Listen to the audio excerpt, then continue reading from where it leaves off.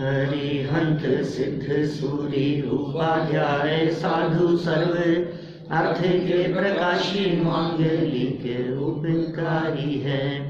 इनको स्वरूप जाने रागते भई जो भक्ति काय को नमाई स्तुति को उचारी है। धन्य धन्य तिन्हीं थे काज सब आज भये कर जोड़े बारे बारे वंदना हमारी है। मंगल कल्याण सुख ऐसो हम चाहते हैं। ओ मेरी ऐसी दशा जैसी तुम धारी है। ओ मेरी ऐसी दशा जैसी तुम धारी है। ओ मेरी ऐसी दशा जैसी तुम धारी है। क्षत्र चूड़ामणि नामक इस ग्रंथ में 5वें लंब की यहाँ चर्चा चल रही थी। जीवंदर कुमार को मृत्यु दंड सुना दिया गया राजा काष्टांगार के माध्यम से, और जैसे ही यह खबर नगरवासियों ने सुनी वे नगरवासी आंदोलित हो उठे। इतना ही नहीं, जीवंदर कुमार के छोटे भाई नंदाढ्य और जीवंदर कुमार के मित्र उन सभी लोगों ने मिलकर ऐसी भावना व्यक्त की कि हमें राजा काष्टांगार के खिलाफ विद्रोह करना चाहिए या झगड़ा करना चाहिए, युद्ध करना चाहिए। ऐसा विचार उन लोगों के मन में आया। अब देखिए माता पिता की कैसी दशा है, उस बात का यहाँ चित्रण कर रहे हैं। 253 नंबर का यह पेज है, माता पिता की मनोदशा। स्मरन्तौ मुनि वाक्यस्य सप्राणौ पितरौ स्थितौ वितथे मुनि वाक्येऽपि प्रामाण्यं वचने कुतः। मुनि के वाक्यों का स्मरण करते हुए जीवंदर कुमार के माता पिता सुनंदा और गंधोत्कच जीवित रहे। देखो मुनि के वाक्यों का स्मरण करते हुए मुनिराज ने कोई बात कही थी, उनके वाक्यों का स्मरण किया और ये शांति से जीवित रहे। निश्चय से मुनि के वचन भी यदि झूठे हो तो फिर वचन में प्रमाणपना कैसे हो सकता है। माने मुनिराजों के वचन कभी झूठे नहीं हो सकते। मुनिराजों के वचन तो प्रामाणिक ही हैं। जब भी मुनिराजों के माध्यम से कोई बात कही जाती है तो उसे अप्रामाणिक नहीं कहा जा सकता है। निश्चय नीतिकारों की नीति कही है इस प्रकार की। देखिए सरलार्थ और विशेषार्थ में क्या कहते हैं। सत्य महाव्रती मुनिराज के वचनों का स्मरण करते हुए पिता श्री गंधोत्कच और माता सुनंदा पुत्र विरह के असह्य दुख को सहन करते हुए धैर्य पूर्वक जीवन यापन करने लगे, क्योंकि उन्हें विश्वास था कि मुनिराज के वचन कभी असत्य नहीं होते। देखो भाई, जीवंदर गायब हो गया अभी अचानक, पता नहीं कहाँ चला गया। जीवंदर कुमार को बंदी बना करके लाया गया था राज दरबार में। मृत्युदंड की घोषणा कर दी थी राजा के द्वारा। जीवंदर कुमार ने यक्ष का स्मरण किया और तुरंत यक्ष उपस्थित होकर उन्हें गायब करके ले गया सुरक्षित स्थान पर। ऐसा हो जाने पर जब प्रजा में ये खबर थी तो उन्होंने तो युद्ध की सोची, मित्रों ने और छोटे भाई ने। लेकिन माता पिता को क्या विचार आया, एकदम बेटा गायब हो गया तो वे दुखी नहीं हुए। दुखी तो हुए ही थोड़े बहुत, लेकिन इतने दुखी नहीं हुए कि पुत्र का मरण हो जाए तो माँ बाप आत्महत्या की सोचते हैं कि अब हमारे जीवन में कुछ नहीं बचा, बेटा ही नहीं रहा तो अब क्या बचा है। ऐसा नहीं विचार किया। मुनिराजों के वचनों को सुनकर वे भी शांति पूर्वक रहने लगे। सत्य महाव्रती मुनिराजों के जीवन में 5 महाव्रत होते हैं। अहिंसा महाव्रत, सत्य महाव्रत, अचौर्य महाव्रत, ब्रह्मचर्य महाव्रत और अपरिग्रह महाव्रत। ये 5 महाव्रत मुनिराजों के जीवन में होते हैं। कहने का मतलब यह है, हिंसा, झूठ, चोरी, कुशील और परिग्रह, ये 5 पाप मुनिराजों के जीवन में रंच मात्र भी नहीं दिखते। अभी किसी पर उंगली मत उठाना, आप ये समझ लेना जिनमें ये नहीं है वो मुनि नहीं है ना। बिल्कुल स्पष्ट बात है। जिनके जीवन में उत्कृष्ट ब्रह्मचर्य नहीं है, जिनके पास में परिग्रह दिखाई देता है, जिनके जीवन में हिंसा और झूठ दिखता है, जो चोरी करते हुए ही दिख जावे मान लो, तो फिर वो मुनि कैसे हो सकता है। तो इनमें भी बहुत बहुत गहराइयाँ हैं 5 महाव्रतों की चर्चा में। ये सत्य महाव्रत के धनी हैं। इसका मतलब मुनिराज के मुख से किसी भी प्रकार का असत्य वचन नहीं निकलता है। देखिए, बहुत सारे लोग मुनिराज की बात को असत्य सिद्ध करने के लिए कि उनके वचन कभी कभी प्रसंग में असत्य भी हो जाते हैं, कुछ ऐसे उदाहरण दिया करते हैं जिसमें मुनिराजों को फंसाने की बात होती है। ध्यान आ गया होगा आप सभी को। मैंने गाय जा रही थी और पीछे से शिकारी उसका शिकार करने के लिए दौड़ने लगा। भागते हुए गाय किसी चौराहे पर किसी दिशा में मुड़ गई। अब गाय किसी दिशा में मुड़ गई, उस चौराहे पर पहुंचकर उस शिकारी ने देखा, किधर गई क्या पता, मालूम नहीं चल रहा। और यदि वहाँ कोई मुनिराज बैठे हैं तो उन मुनिराज से पूछा कि बताओ गाय कहाँ गई है। तो गई थी पूर्व में और मुनिराज ने बता दी उत्तर में। बताएंगे नहीं। हाँ, तो बोले ऐसा मुनिराज बता देंगे, गलत बता देंगे, क्योंकि उससे क्या होगा कि उस जीव की रक्षा हो जाएगी। हाँ, ऐसा लोग कहते हैं। लेकिन भाई जिनवाणी ये कहती है कि मुनिराज गलत नहीं बताएंगे, तो फिर क्या सही बता देंगे? मर जाएगी गाय। कि बताना जरूरी नहीं है। क्यों? मुनिराज कोई उसके नौकर है? उसके हर प्रश्न, सड़क चलते किसी भी व्यक्ति के हर प्रश्न का जवाब देवे, ऐसे पराधीन है मुनिराज?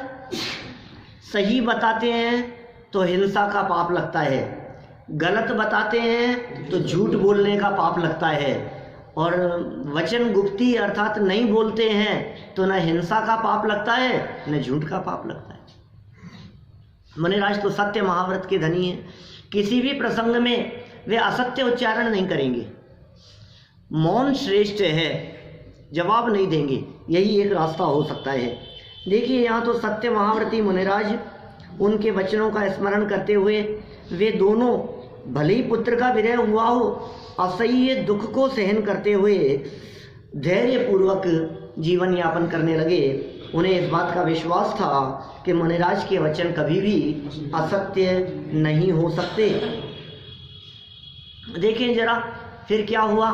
मुनिराज के वचन असत्य नहीं हो सकते। अभी विशेष अर्थ में खोलते हैं इस बात को। अपने प्रिय पुत्र के, अब देखो, यदि ये पता लग जाए सुनंदा को कि ये मेरा बेटा नहीं है, ये सौतेला बेटा है, तो वो प्रिय पुत्र नहीं हो सकता। फिर तो अपना ही प्रिय होता है क्या? उसे पता नहीं है। कितनी समझदारी की, मतलब सेठ ने ये बात बतलाई नहीं, और वहाँ भी इस नीति को खोला था कि माता का जो प्रेम है वो निश्चित रूप से उतना नहीं होगा। जैसे ही पता लगे, भले ही अभी दूसरा कोई बेटा नहीं है,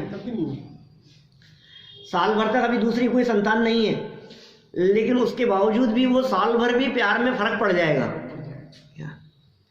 तो देखो यहाँ क्या कह रहे हैं। अपने प्रिय पुत्र के मृत्युदंड का समाचार सुनते ही माता पिता प्राण ही त्याग देते, किंतु वे मुनिराज के वचनों पर विश्वास कर जीवित रहे। उन्होंने एक बार मुनिराज के श्रीमुख से अपने पुत्र जीवंदर कुमार की उन्नति के सूचक और सुखप्रद भविष्य के वचनों को प्रत्यक्ष में सुना था। मुनिराज से ये बात सुनी थी कि भाई ये जो पुत्र है तुम्हारा, ये पुत्र निश्चित रूप से बहुत भाग्यशाली होगा और सुखपूर्वक इसका जीवन व्यतीत होगा। उन्हें भरोसा था, तो उन्हें ऐसा लगा कि ये संभव नहीं है कि जीवनधर कुमार को मार दिया जाए। हमें भरोसा है मुनिराजों के वचन पर, उन्हें पूर्ण विश्वास है कि मुनिराज के वचन असत्य हो ही नहीं सकते, ये पूरा विश्वास है। अतः उनका पुत्र जीवित ही होना चाहिए, कुछ बिगड़ नहीं सकता, पुत्र का जीवित ही होना चाहिए। इस विश्वास पर ही उन्हें असह्य दुख सह्य हो गया। जो सहन नहीं कर सकते थे वो सहन कर रहे हैं। यदि सत्य महाव्रती मुनिराज के वचन असत्य हो जाएं तो वचन की प्रामाणिकता, सत्यता ही क्या नहीं रहेगी। अच्छा बतलाओ, मुनिराज के बोले हुए वचन भी झूठ हो गए तो फिर किसके वचन प्रामाणिक होंगे? फिर जगत में किसकी बात पर भरोसा होगा? मुनिराज क्या असत्य बोलेंगे? जगत में भी सत्य का साम्राज्य दिखाई देता है सर्वत्र। जिनवाणी झूठी हो जाएगी, क्योंकि समस्त जिनवाणी मुनिराजों के द्वारा ही लिखी गई है। ये सारे शास्त्रों के रचयिता मुनिराज ही हैं, सब झूठा हो जाएगा। इसलिए ऐसा ना हो, इसलिए मुनिराजों के वचनों को प्रामाणिक जानना चाहिए। अब जीवनधर कुमार के क्या हाल है भैया, हैं ये तो बताओ, जीवनधर कुमार की क्या स्थिति है? तो ये बता रहे हैं समता भाव में है जीवनधर कुमार का समता भाव।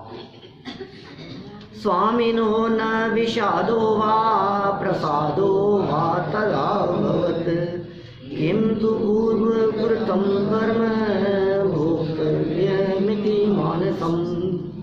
उस समय जीवनधर कुमार को खेद और हर्ष कुछ भी नहीं हुआ, परंतु उनके मन में यह विचार उत्पन्न हुआ कि पूर्व जन्म में किया हुआ कर्म अवश्य भोगना ही पड़ता है। वाह, गजब हो गया,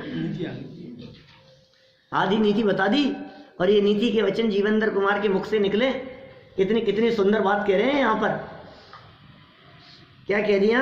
हर्ष भी नहीं हुआ और खेद भी नहीं हुआ। अच्छा बतलाओ, हम होते उसकी जगह तो क्या होता? उसने मौत की पहले तो पिता ने बांध दिया, तो पिता के प्रति नाराजगी का भाव। यार गजब हो गई, मैं लड़ रहा हूँ इनसे, तुम ही मेरे को जेल में पटक रहे हो। पहले तो पिता के प्रति नाराजगी, फिर कोई बात नहीं, वहाँ आ जाएं तो अब भरोसा था कि अब जो कुछ भी होगा न्याय, हाथ खोल करके न्याय तो करेंगे। और बंदी बना दिया तो कोई बात नहीं, 2-4-6 महीने की सजा सुनाएंगे। अपराध क्या हुआ? एक हाथी के ऊपर, हाथी तो उठाया था थोड़ा सा, और वो भी प्रजा की सुरक्षा के लिए, दूसरों को बचाने के लिए। मैंने कोई हाथी को मारने का भी भाव नहीं था और हाथी मरा भी नहीं था। और वो तो जीवों के प्रति करुणा भाव रखने वाले। क्या होगा, महीने 2 महीने की सजा सुना देंगे, 6 महीने की जेल हो जाएगी, और क्या होगा 3 महीने की जेल हो जाएगी, इससे ज़्यादा क्या होगा। मौत की सजा सुना दी, बोलो फिर तो घबराहट हुई होगी, अरे यार बिना मतलब कुछ तो बड़बड़ाए होंगे, वो कुछ नहीं। चलो कोई बात नहीं, उस दुख की घटना और परिस्थिति से अप्रभावित रहे। अब तुरंत यक्ष के स्मरण से यक्ष उपस्थित हो गया और बचा के ले गया। अब तो बहुत मजा आ गया होगा, बच गए। जीवित मरणाशंसा, ऐसा समता भाव होता है। जीवन हो चाहे मरण हो, सुख दुख जीवन मरण, प्रत्येक परिस्थिति में ज्ञानियों का समता भाव हुआ करता है। देखो ये वही स्थिति है जो मेरी भावना में हम लोग बोलते हैं, कोई फर्क नहीं है उसमें। लाखों वर्षों तक जीऊं या मृत्यु आज ही आ जावे। बोलो, हैं तैयार आप इसके लिए? क्यों भैया, मेरी भावना है ना, मेरी है, बिल्कुल मेरी है। जुगल किशोर जी मुख्तार साहब ने लिखी है, लाखों वर्षों तक जीऊं, कोई दिक्कत नहीं, मेरे को कोई बहुत बड़ा काम नहीं, लाखों वर्षों तक जिंदा रहने, आयु कर्म होगा तो जिंदा रहेंगे, या मृत्यु आज ही। कि क्या बात कर रहे हो आप? आज मृत्यु आ जाए तो भी तुम्हारे को घबराहट नहीं है। हमको कछु भय ना रे, हमको कोई भय नहीं है। भाई डर का क्या काम है? क्योंकि भाई आयु पूरी हो जाने पर इस 3 लोक में बचाने में कोई समर्थ नहीं है, और आयु यदि शेष हो तो इस 3 लोक में कोई मुझे मार सकता नहीं है। निज आयु क्षय से मरण हो, यह बात जिनवर ने कही। तुम मार कैसे सकोगे, जब आयु हर सकते नहीं। बोलो कोई कैसे मार देगा, आयु नहीं हर सकता है तो। सब आयु से जीवित रहे, यह बात जिनवर ने कही।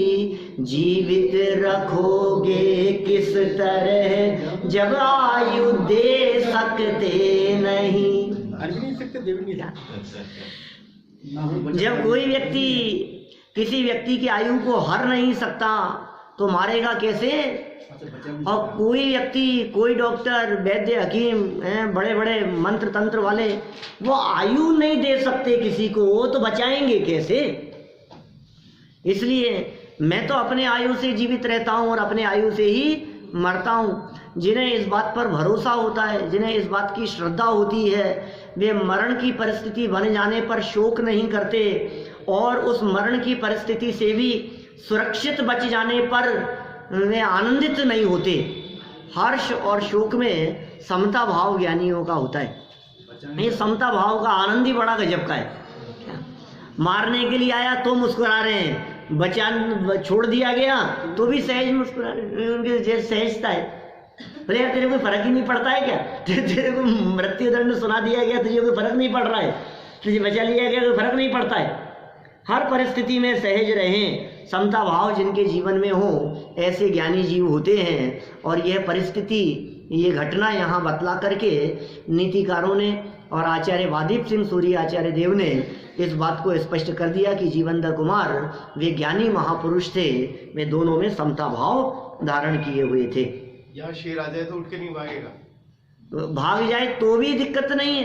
देखो क्या, तो भी उसके चित्त में सहज बचाने का, वो जानता है शेर की स्थिति में यदि वो कदाचित उठ करके भागने का भाव भी आ रहा है तो भी अंदर में श्रद्धा बराबर है कि आयु बची होगी तो ही बचूंगा। पुरुषार्थ तो करेगा ही क्या, आयु नहीं बची होगी तो ठीक है, काल पूरा होने का योग आ गया है तो हो जाएगा। योग्य पुरुषार्थ चारित्र मोह की कमजोरी से करता, हाँ भागेगा साहब, भागेगा, बिल्कुल भागेगा।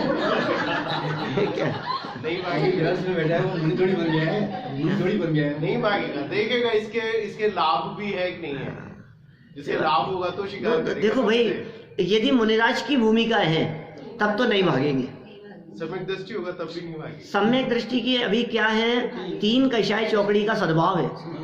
4 चौकड़ी है ना, चांडाल चौकड़ी। कौन कौन सी?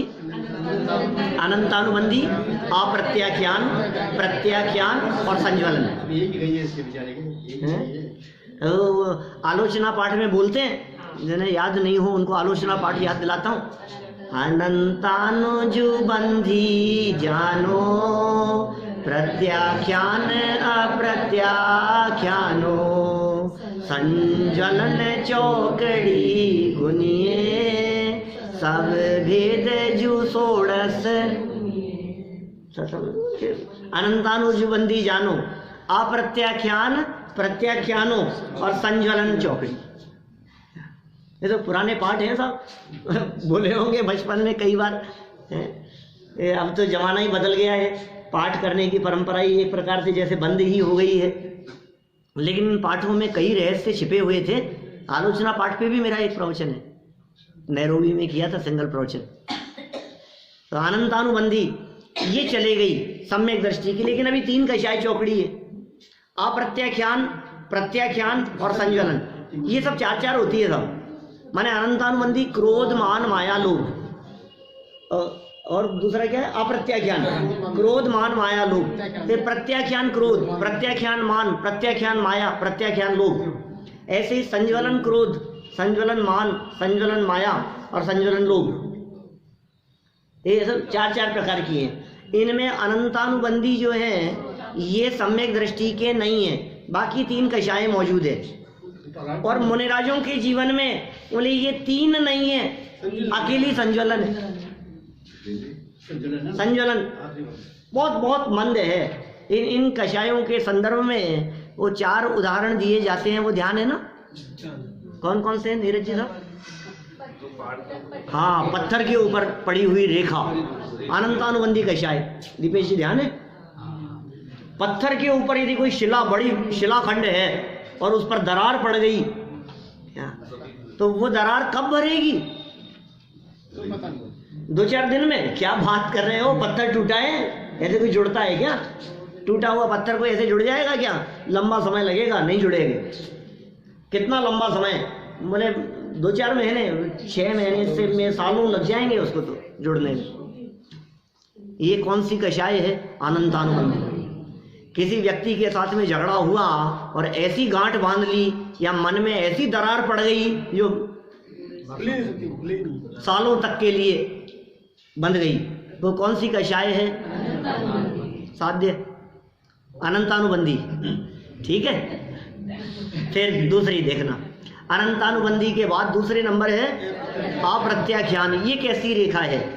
ये ऐसी दरार है जो खेत में किसान हल चलाते समय जो लाइन पड़ जाती है ना, गहरी लाइन, वो कैसे धुलेगी? वो ऐसे साफ नहीं होती। वो तो अगली बार जब दोबारा खेती के लिए हल चलाएगा ना तभी जाएगी वो।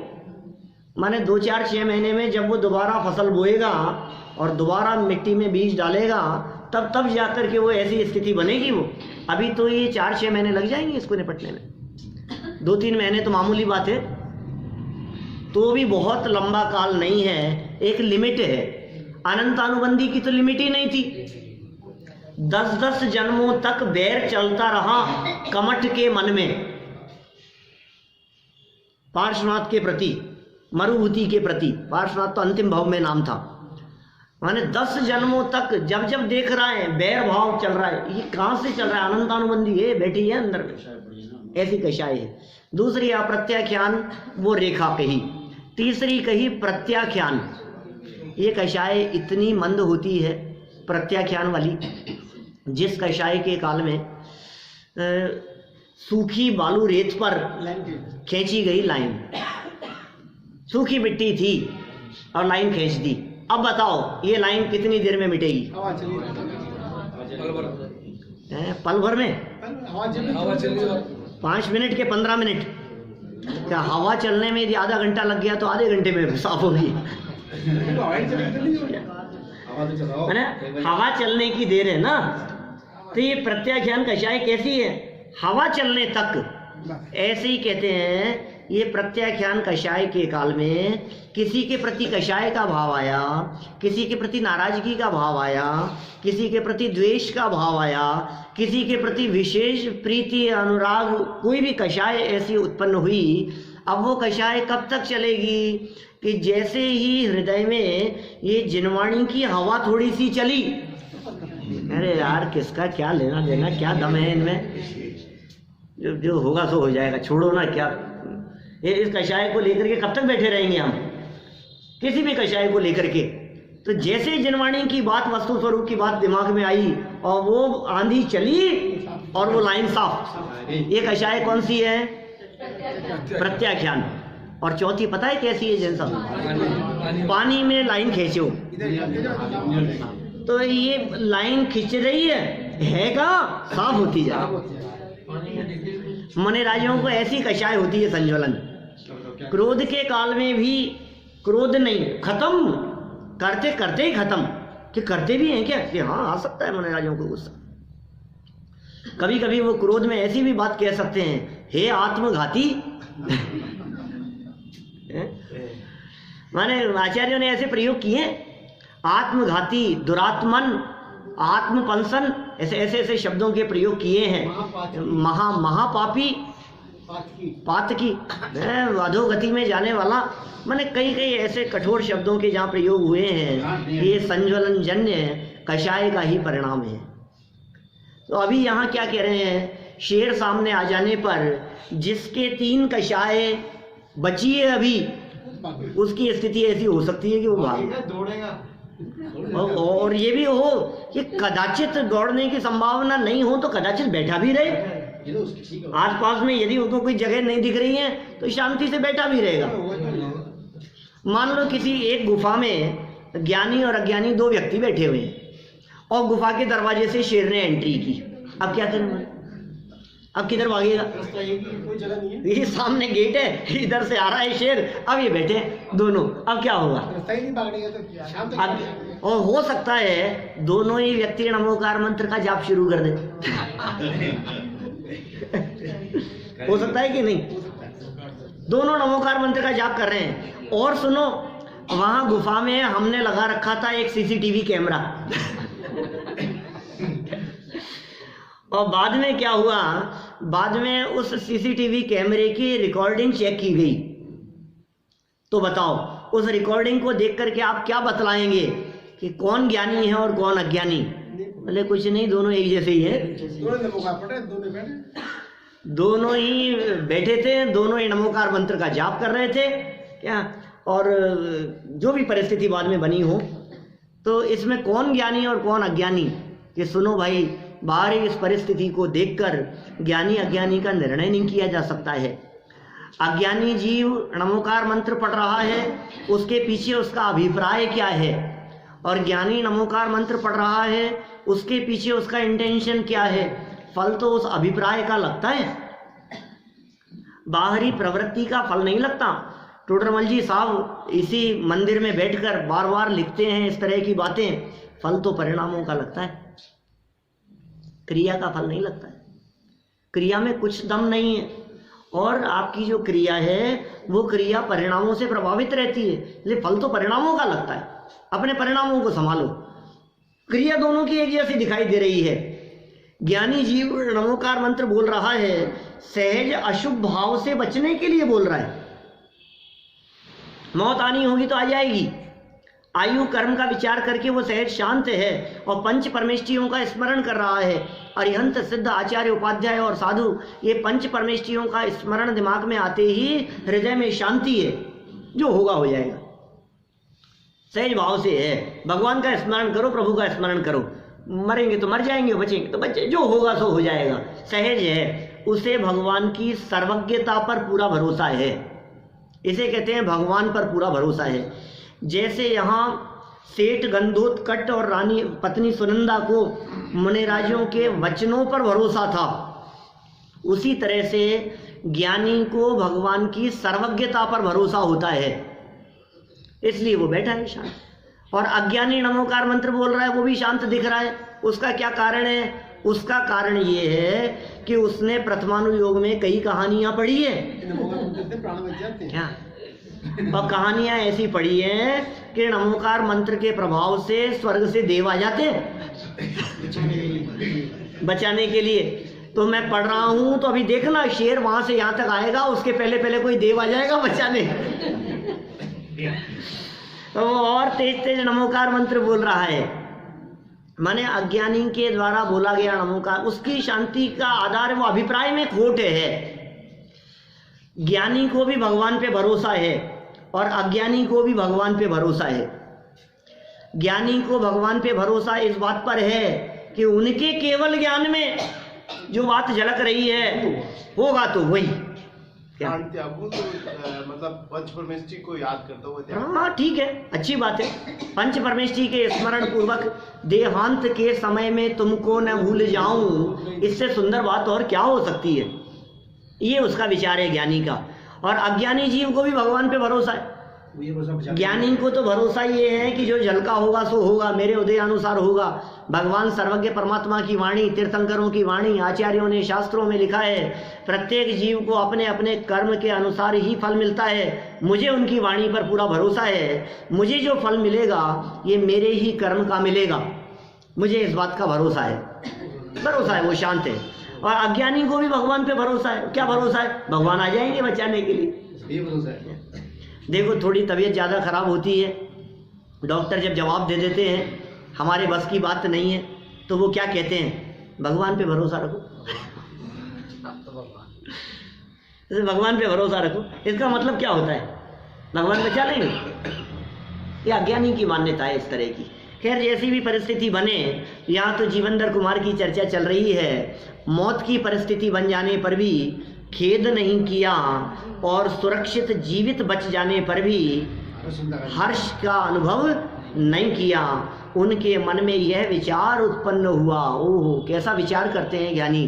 ज्ञानियों के हृदय में किस प्रकार का विचार चला करता है। विचार ही तो है जो ज्ञानी और अज्ञानी को फर्क करता है। बाकी तो ज्ञानी भी भोजन करते हैं और अज्ञानी भी भोजन करते हैं। ज्ञानी भी सोते हैं और अज्ञानी भी सोते हैं। ज्ञानी भी कपड़े लत्ते पहनते हैं, घर बार परिवार के साथ में रहते हैं और अज्ञानी भी रहते हैं। तो फिर आखिर फर्क क्या है ज्ञानी और अज्ञानी का? सोच का ही तो फर्क है भाई साहब, और क्या है। ज्ञानी भी नहाते धोते हैं और अज्ञानी भी नहाते धोते हैं। मैं गृहस्थ ज्ञानियों की बात कर रहा हूँ, चतुर्थ गुणस्थानवर्ती ज्ञानियों की बात कर रहा हूँ। उसकी लाइफ स्टाइल में और अज्ञानी की लाइफ स्टाइल में बाहर से देखने पर क्या फर्क है? कुछ भी तो फर्क नहीं है। दोनों की लाइफ एक जैसी दिखाई दे रही है, ज्ञानी हो चाहे अज्ञानी हो। तो फिर फर्क कहाँ है? कि फर्क शरीर में नहीं है, फर्क प्रवृत्ति में नहीं है, फर्क बाहरी संयोगों में नहीं है, फर्क परिस्थिति में नहीं है, फर्क मनस्थिति में है। क्या? संयोगों में फर्क नहीं है, सोच में फर्क है। परिस्थिति में फर्क नहीं है, मनस्थिति में फर्क है, चिंतन में फर्क है, विचारों में फर्क है। हो सकता है अज्ञानी व्यक्ति स्वस्थ नजर आए और ज्ञानी कैंसर से तड़प रहा हो, ऐसा भी हो सकता है।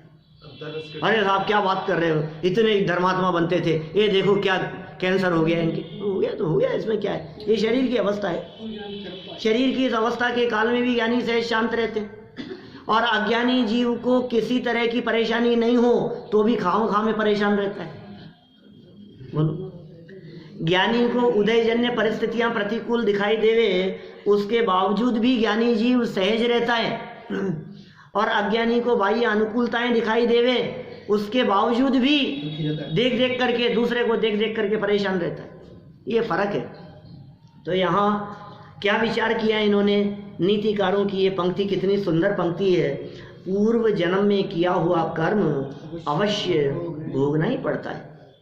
देखो, ये बात इन्होंने दो बातों के बारे में विचार की। जीवन पूरा हो जाने का प्रसंग हुआ तब भी विचार कर रहे हैं पूर्व जन्मों का फल भोगना ही पड़ता है, और सुरक्षित बच गए तो भी विचार कर रहे हैं कि कर्म का फल भोगना ही पड़ता है।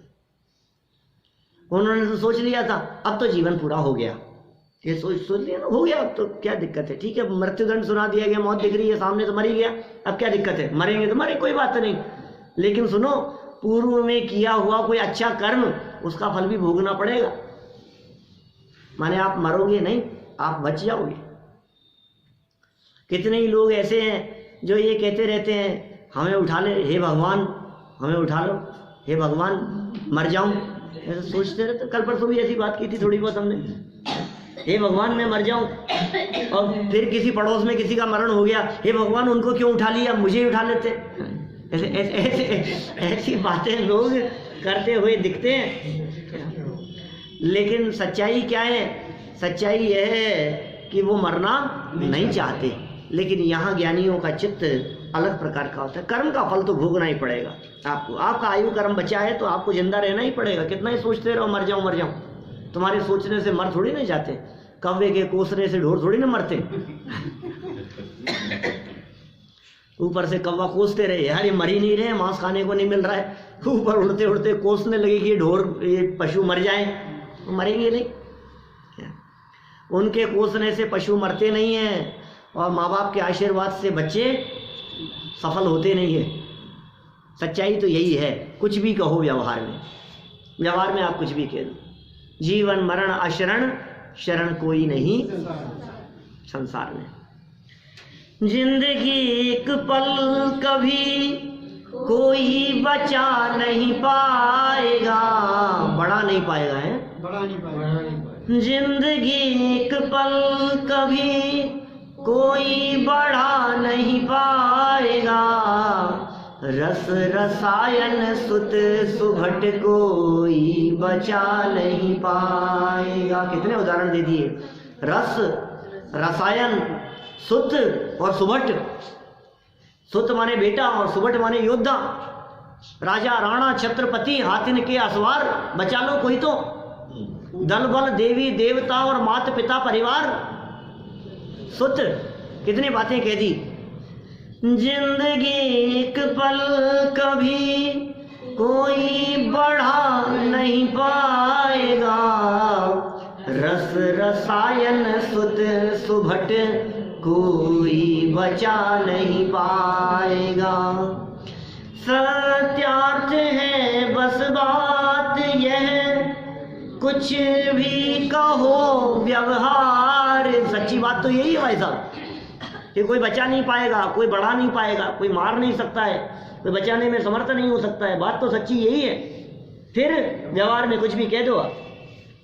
सत्यार्थ है बस बात यह, कुछ भी कहो व्यवहार में, जीवन मरण अशरण शरण कोई नहीं संसार में, कोई नहीं संसार में। ये परम सत्य है, जीवन मरण अशरण है, शरण कोई नहीं है संसार में। और ज्ञानी जीव सुनो, मरना होऊंगा तो मरूंगा और बचना होऊंगा तो बचूंगा, ये तो व्यवहार से विचार करते हैं। निश्चय से तो चिंतन निरंतर ये चल रहा है कि मैं वो तत्व हूं जो मरने वाला ही नहीं हूं।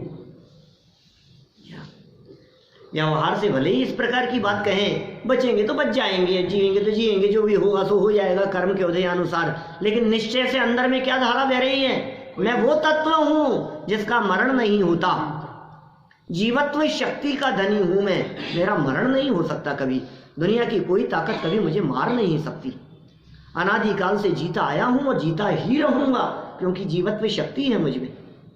हर्ष और शोक की परिस्थितियां करना ये व्यर्थ है, किसका हर्ष करें और किसका शोक करें, समता भाव ही श्रेयस करें। समता भाव अपनाओ, सहज रहो, शांत रहो, सहज सदा ही शांत रहो, बस ये शांत रहते हैं ज्ञानी जी। भोगना पड़ेगा, भोग लेंगे, कोई बात नहीं। पूर्व जन्म में किया हुआ, पिछले जन्म में किया हुआ, कि साहब अभी किए हुए का क्या होगा, कि फिर भोगेगा। कि साहब मैंने तो अभी कोई पाप नहीं किया है, मुझे काहे कोई सजा मिल रही है कि तूने अभी नहीं किया, कभी किया होगा। अभी नहीं दिख रहा है तो क्या हो गया, कभी तो किया होगा। पाप के उदय को भोगने का भय नहीं रहता उनको। हाँ, पाप के उदय को भोगने का भय नहीं रहता और पुण्य के उदय को भोगने की चाह नहीं होती, पुण्य के फल को भोगने की इच्छा नहीं होती। हम तो ऐसा सोचते हैं, हे भगवान पुण्य ही पुण्य का उदय आता रहे, तो फिर पाप को कहाँ जाके भोगेगा ये बता। भोगना तो पड़ेगा कहीं से, कहाँ जाकर के भोगेगा। कभी कभी तो ऐसा भी कहते हैं, जिन जीवों का अत्यंत सुख और आनंद में मरण हो, क्या इसका मतलब ये सारा पुण्य यहाँ बैलेंस खत्म करके चले गए क्या। और जिनके अंत समय में प्रतिकूल परिस्थितियां ज्यादा दिखाई दी, तो क्या करें, मर के जाना है स्वर्ग में, तो पाप का बैलेंस यहीं खत्म करना पड़ा, क्या तो खत्म करके चले गए ऊर्ध्व गति में। सर्वथा नियम नहीं लगता है, ऐसा नियम तो नहीं है, लेकिन फिर भी ये सामान्य बातें विचार के लिए है। चलिए सरलार्थ और विशेषार्थ पढ़ के अपनी बात को आगे बढ़ाएं अपन। तो कितनी सुंदर शिक्षा यहाँ नीतिकारों के माध्यम से दे दी गई। कर्म का फल तो अवश्य भोगना ही पड़ता है। किसको भोगना पड़ता है? अरे साहब उनके किए हुए कर्म हमें भोगने पड़ रहे हैं ऐसी बातें करते हैं ना, वो करके चले गए क्या कि उनके कर्मों का फल हमें भोगना पड़ रहा है। नहीं भाई, स्वयं कृतम कर्म यदात्मना पुरा फलम यदि लभते शुभाशुभम परेण दत्तम यदि लभ्यते स्फुटम स्वयं कृतम कर्म निरर्थकम तदा। स्वयं किए जो कर्म शुभाशुभ फल निश्चय ही वे देते, करे आप फल देय अन्य तो स्वयं किए निष्फल होते। किए मैंने फल मिलेगा किसी और का, ऐसा नहीं होगा। किया किसी और ने फल मिल जाए मुझे, ऐसा अन्याय जैन परंपरा में नहीं है कि नहीं साहब ऐसा ही हुआ है। पिताजी इतना कर्जा करके चले गए, वो तो करके चले गए और चुकाना पड़ रहा है हमारे को, तो उनकी करनी का फल हमें भोगना पड़ रहा है ना। नहीं, ऐसा नहीं होता है कि साफ साफ तो दिख रहा है ऐसा, उनका कर्ज हमें चुकाना पड़ रहा है, साफ साफ तो दिख रहा है, उनकी करनी के फल हमें भोगने पड़ रहे हैं, दिख तो रहे हैं। किया था इन्होंने, भुगतना पड़ रहा है हमारे को। कि नहीं भाई, तुमने भी कभी न कभी कुछ किया होगा, तुम्हें अपना चुकाना पड़ रहा है, और वो अपना चुका के चले गए। समझ लो आप, ऐसा जो भी स्थिति बनी, एक का फल दूसरे को नहीं मिलता कि साहब ये तो ऐसा कर आया, बेटा ऐसा नालायक है, ये ऐसे काम कर आया, अब ये तो करके आ गया, अब भुगतना पड़ रहा है हमारे, हम बदनाम हो रहे सारे समाज में। किया उसने, हमारा क्या लेना देना बतलाओ। हमारा बेटा यदि कोई गलत काम करे आए, किसी की हत्या करे आए, कहीं चोरी कुशील व्यभिचार अपराध करे आए, बैंक में डाका डाले आए, कोई किसी के माँ बाप ऐसा नहीं सोचते कि हमारा बच्चा ऐसा होगा, लेकिन होते ही है ना, दुनिया में ये सब काम तो होते ही है ना। मशीन से ATM काट करके उड़ा करके ले जाते हैं, तो रोजाना घटनाएं दिखती है, तो वो किसी के बच्चे तो होंगे ही। बोलो, अब खबर लगी, पूरे गांव में खबर फैल गई कि इनके छोरे ने ऐसा किया, अब हम क्या करें? बोलो दीपेश जी, आज यदि अपना बच्चा ऐसा कोई गलत काम कर ले तो हमारा क्या कसूर है? बताओ, क्या हमने तो ऐसे संस्कार नहीं दिए थे? तुमने कितना भी संभाला हो, उसकी वो जानेगा, ले वो अलग है, तुम अलग हो, किया उसने है, तो फल हमें भुगतना पड़ रहा है ना। अब पूरे समाज में सोशल ग्रुप में ये खबर फैल जाए कि दीपेश जी के साथ देखो कैसा उनका बच्चा, और लोग तुम्हारे को ऐसे, तो मुझे क्या देख रहे हो यार, मैंने क्या किया है? मैंने थोड़ी ना कुछ किया है, मैं निरपराधी, मैंने किसी तरह का कुछ नहीं किया, लेकिन तो भी तो आपको क्या लगता है यार, उसने किया और मुझे भुगतना पड़ रहा है सारे समाज के सामने। तो सुनो भाई, उसका फल तुम्हें नहीं भुगतना पड़ रहा, ये जिनवाणी कह रही है। इतना आप समझ लो, किसी की करनी का फल किसी और को नहीं मिलता है, स्वयं के ही कर्मों का फल स्वयं को भोगना पड़ता है। देखो काष्टांगार का क्या हुआ, सरल अर्थ, कृतघ्न कृतघ्न कृतघ्न माने, कृतघ्न माने, कृतघ्न माने किए हुए के उपकार को भूल जाने वाला कृतघ्न, और इसका ऑपोजिट क्या होगा? कृतज्ञ।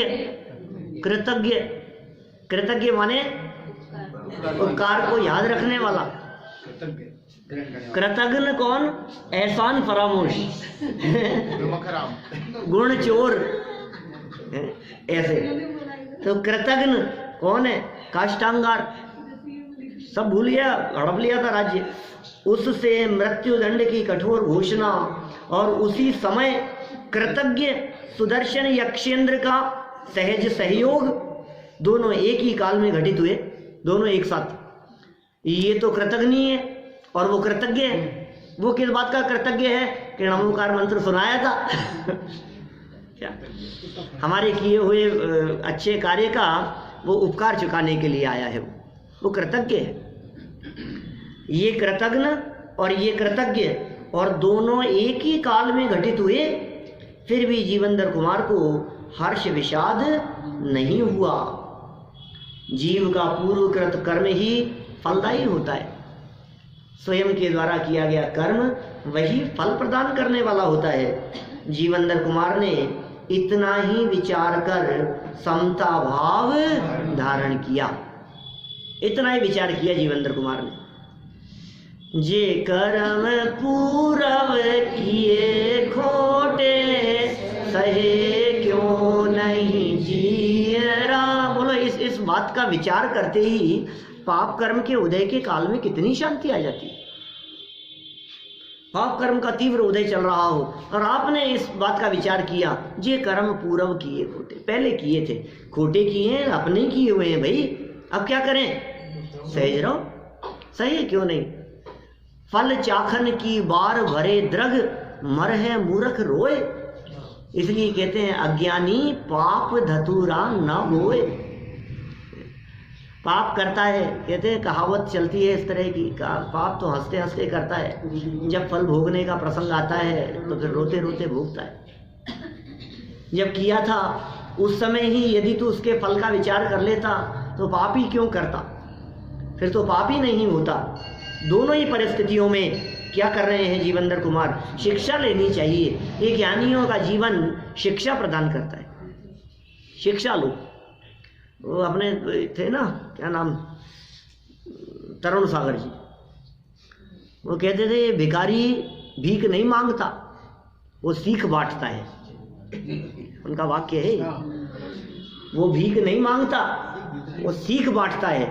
वो तुमसे भीख नहीं ले रहा है, तुम्हें सीख दे रहा है कि क्या, कि पूर्व जन्म में पहले कभी मैंने दान नहीं दिया था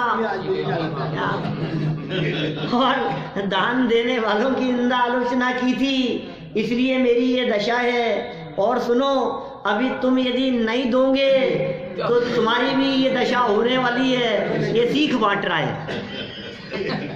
क्या विचार करो भाई, ये कह रहे हैं परिस्थितियां यहाँ। जीवंदर कुमार सहज हैं, शांत हैं वे। जीव का पूर्वकृत कर्म ही फलदायी होता है, फल प्रदान करने वाला होता है। जीवंदर कुमार ने इतना ही विचार कर समता भाव धारण किया। विशेषार्थ वस्तु स्वरूप के यथार्थ निर्णय से ही जीव सम्यक दृष्टि होता है और सम्यक दृष्टि ही समदृष्टि होता है। वस्तु स्वरूप विचार, ये स्वरूप है, इनका फल इनको मिलेगा, मेरा मिले। भाई साहब, यहाँ अकाउंटिंग में कहीं गड़बड़ नहीं है, बिल्कुल सेपरेट अकाउंट है सबका। जिस तरह से आपकी इनकम टैक्स की फाइल सेपरेट होती है ना, क्या माने एक दूसरे में नहीं चलेगा कुछ भी, बिल्कुल आपकी अकाउंटिंग बिल्कुल प्रॉपर होती है, किसी का किसी में नहीं चढ़ाते। ऐसे ही कर्मों की अकाउंटिंग भी बहुत प्रॉपर होती है, किसी का किसी में कुछ नहीं चढ़ता है। समदृष्टि होते हैं, सम्यक दृष्टि। जीवंदर कुमार सम्यक दृष्टि तो है ही, अतः प्रतिकूलता और अनुकूलता में वे सहज सुखी ही हैं। यह तत्व ज्ञान की अचिंत्य महिमा है, ये महिमा अचिंत्य है। इस तरह तत्व ज्ञान की इस महिमा को जानकर हम भी सदा काल अपने उदय का विचार करें और स्वभाव पर दृष्टि रखें। इस भाव से मैं बात को यहीं विराम देता हूँ।